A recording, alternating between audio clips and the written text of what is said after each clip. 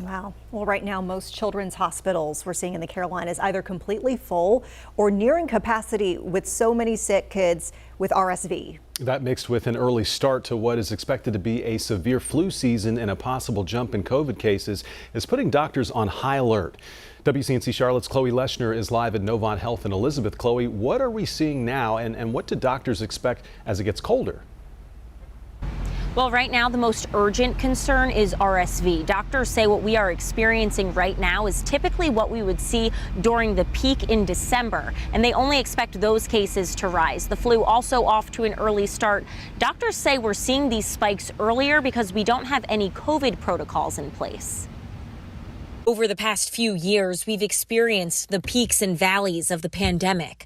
Isolating and masking to slow the spread of COVID virtually eliminated common respiratory viruses like RSV and the flu. COVID has thrown off everything when it comes to what we can rely on historically. The typical respiratory virus patterns were disrupted, and now as much of life returns to the way it was pre-pandemic, we're experiencing an early and intense start to the season. The general kind of even number of folks every year getting this or even number of children was lost. And so the pool of individuals in the community at risk or not having immunity to those viruses got bigger.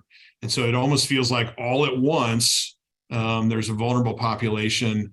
Fewer people have had immunity. And so when the virus comes through, it gets a lot of people. Both Atrium and Novant Health officials say the majority of children hospitalized right now have RSV. They don't anticipate it will slow down soon as flu and COVID cases are expected to ramp up.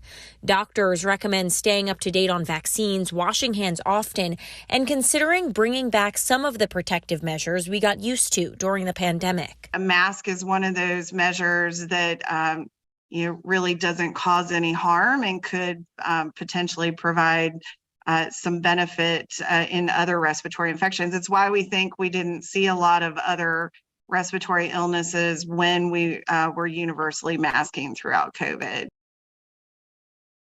Both hospital systems say they are working to add capacity where they can. And today, Atrium Health launched extended office hours for sick visits. Live in Charlotte, Chloe Leshner, WCNC Charlotte.